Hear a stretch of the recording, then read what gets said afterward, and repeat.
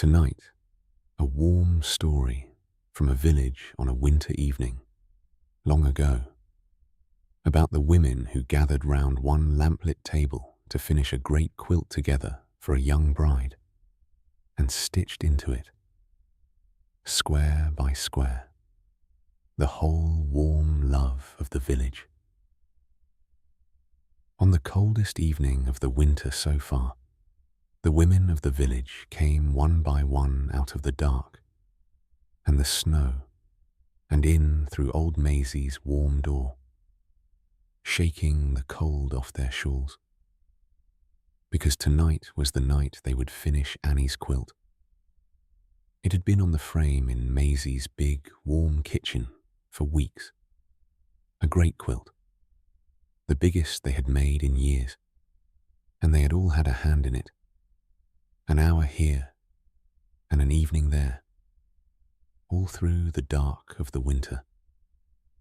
But tonight they meant to finish it, all of them together.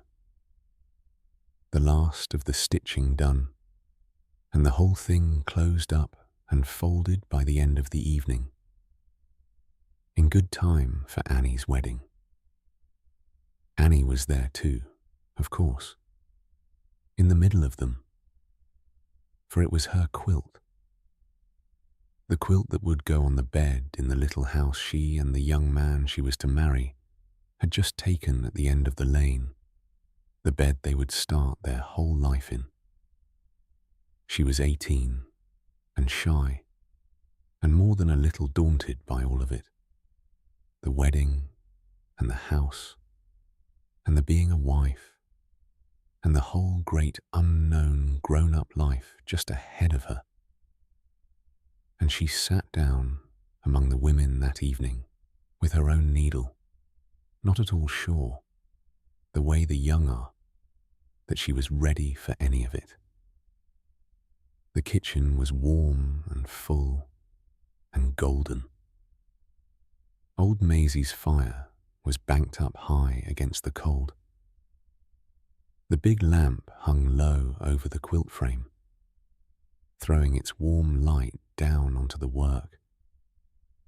And round the frame the women settled into their places, the old ones and the young ones, the mothers and the grandmothers, Annie's own mother, and her aunt, and the neighbours she had known all her life, pulling their stools and chairs in close, threading their needles by the lamplight, the snow ticking soft at the dark window, and the whole cold winter shut safely outside.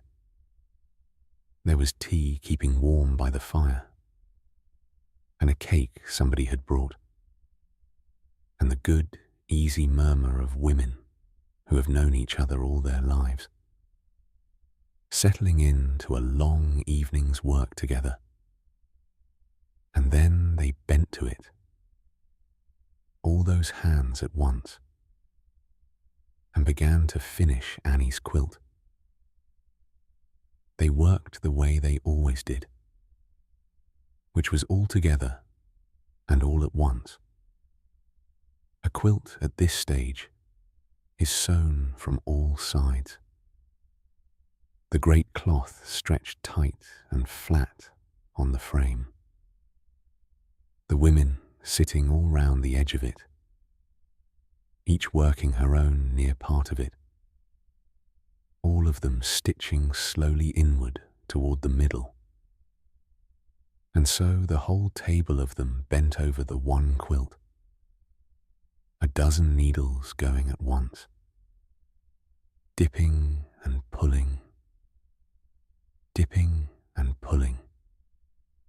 The small bright flash of the needles in the lamplight, and the soft sound of the thread drawn through, over and over, all round the frame. Annie stitched too, in her place between her mother and old Maisie, and tried to keep her stitches small and even and good. She was not the best sewer among them, Not nearly, and she knew it. And at first, she watched her own hands anxiously and pricked her finger twice and was sure her stitches stood out clumsy and lumpy beside the neat, practiced ones on either side of her. But no one said a word about it, except that Maisie, without even looking up, told her quietly that her stitches were coming along just fine, and that a quilt did not want every stitch perfect, only every stitch made with care, and that anyway the lumpy ones were the ones you could tell were made by hand, by someone who loved you and not bought in a shop. And Annie, hearing that, stitched on a little easier. The talk started up slow, the way it does, and then went round and round the frame as steady as the needles, a comfortable, unhurried, many-voiced murmur of village women at their work, the snow at the window, and the lamp warm overhead. They talked of small things, and nothing things, and everybody's things. And Annie, the youngest there by 20 years, mostly just listened and stitched and felt the warmth of the room and the warmth of the talk settle round her. Slowly, the way the quilt itself was coming together, square by square. And as they worked, the quilt began to tell its stories. For it was a quilt made all of scraps, pieced together the old way, out of bits of worn-out and outgrown and saved-up cloth, every square of it cut from something that had once been something else. And the women, stitching, remembered as they went where each piece had come from, and told it round the frame. "That blue square there," said Annie's aunt, tapping it with her needle. "That was off your grandmother's good Sunday dress, Annie, the one she wore to church for 30 years. Do you not know it?"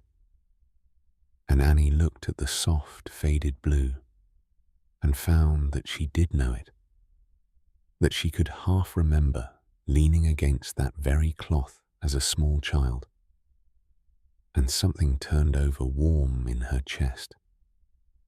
"And that bit of white," said another, "the one with the little flowers on it. That's from the christening gown. The gown we've every one of us been christened in, you too, Annie, and your mother before you, and half the village besides. And that strong brown there, that was a piece of old Tom the carter's coat, would you believe, that his widow gave for it. And that little scrap of red." And laughter went round the frame. Well, everyone knew the story of the little red, and on it went, all round the frame. A square from a wedding dress 20 years gone. A square from a baby's first blanket. A square from an apron worn soft by a good woman's whole lifetime in a kitchen. A square, even, cut from a dress of Annie's own, from when she was 6 and would wear nothing else. And Annie, listening to it all, looking at it all spread out under the lamp, began to understand what they had made for her. It was not only a quilt, it was the whole village, pieced together. Bits of everyone's lives, the christenings and the Sundays and the long marriages, and the ones now gone, all the cloth of all their years, cut up and sewn back into one warm hole and given to her to start her own life under. She would sleep all her married life under a blanket made of everyone she had ever known. She would be warm on the coldest nights, under the gathered-up years of the whole village. She had not known a thing could hold so much. She bent her head over her own small stitches, so the women would not see the brightness come into her eyes. Though every one of them saw it, of course, and every one of them had felt it too. Once, the first time the village wrapped them up in itself like this, and they let her be, and stitched on, and the warm talk closed gently over her, and the quilt grew, square by square, toward done. The evening wore on warm and slow, and the talk went round and round. Somebody made fresh tea, and the cake was cut and passed, and the needles never stopped. And the talk, as it always did when the women were together, and a young bride was among them, came round in its easy way to what was coming for Annie, to marriage, and to keeping a house, and to the life she was about to start down the lane. But they did not lecture her, these women. That was not their way. They only told it sideways, in stories and laughing, and the odd dropped word, the way real wisdom is always passed. The small true things about living alongside a man and raising the children and getting through the hard winters and the lean years. All of it folded into ordinary talk and laughter, so that it went into Annie gently, without her quite noticing it was going in. One told, laughing at herself, of her own first year of married muddle, and how nothing had turned out as grand or as terrible as she had feared.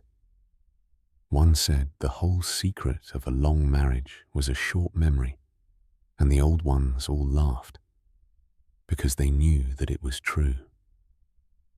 One, quietly, told Annie that she had been a fine girl and would make a finer woman, and not to be frightened of any of it. And Annie, warm with the tea and the lamplight and all their voices, found the great daunting unknown life ahead of her growing smaller and kinder as the evening went on. For here, all round her, were women who had each walked into that same unknown once. Frightened too, once, every one of them, and had come through it, and were sitting here now, warm and laughing and whole, to tell her, without quite saying it, that she would come through it as well. She was not, she began to see, walking into her life alone. None of them ever had. You walked into it with the whole long line of women who had gone before you at your back, and it seemed with a quilt made by all their hands to keep you warm along the way. She stitched and listened and was less afraid. And then, near the end of the evening, there was only the last of it to do. The great quilt was nearly finished, the squares all joined, the soft warm inside all sewn through, only the last stretch of the edge left to close, and the women worked it down all together, their dozen needles drawing in toward the last of it, until there was just a hand's width left open, and then only a few stitches. And then it was all but done. Old Maisie, whose frame it was, and who had led the making of more village quilts than anyone living, gave the last stitch to Annie. She would not have it any other way. She threaded the needle and put it into the girl's hand and showed her the place.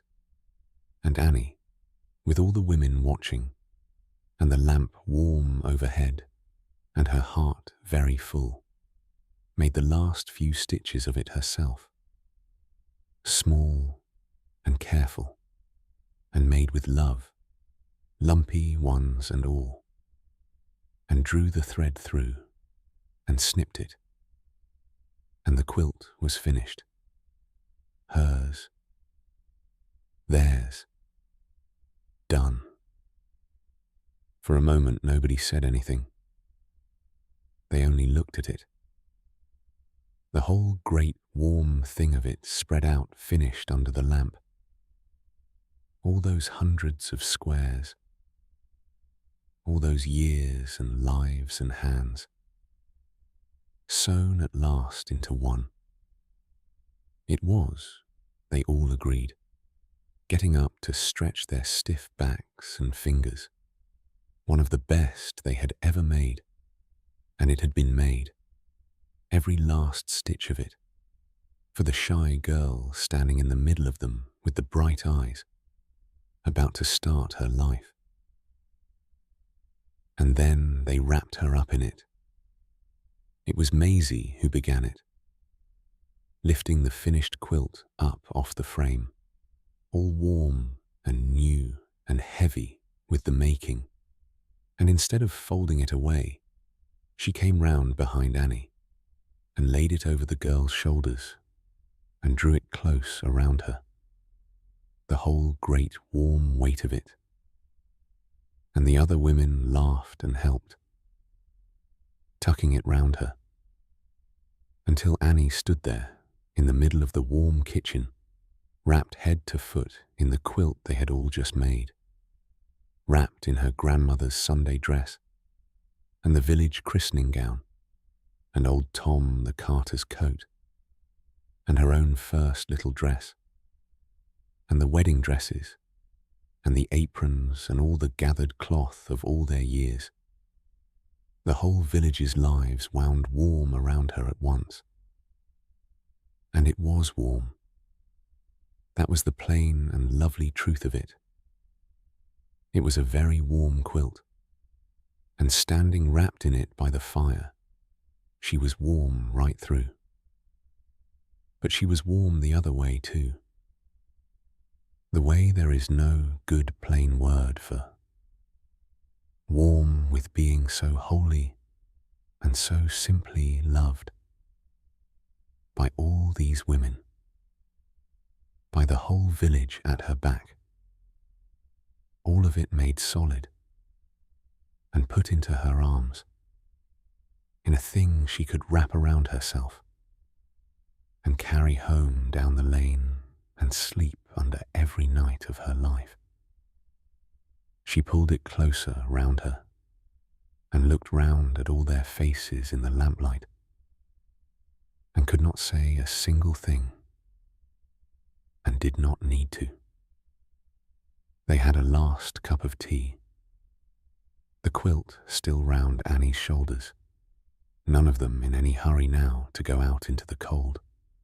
The snow had stopped at the window, the fire burned low and good, and the great quilt, finished at last by all those hands in one warm evening, was folded soft and given to the girl to carry home, the love of the whole village, made warm and made real and made hers.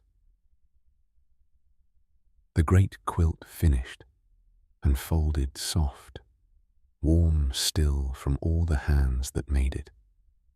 The women sitting back with a last cup of tea by the low fire, in no hurry to go out into the cold. The snow stopped at the dark window, the lamp gold and low, and the young bride with the whole warm love of the village folded into her arms to carry home down the lane and to sleep under, every night of the life she was no longer afraid to start.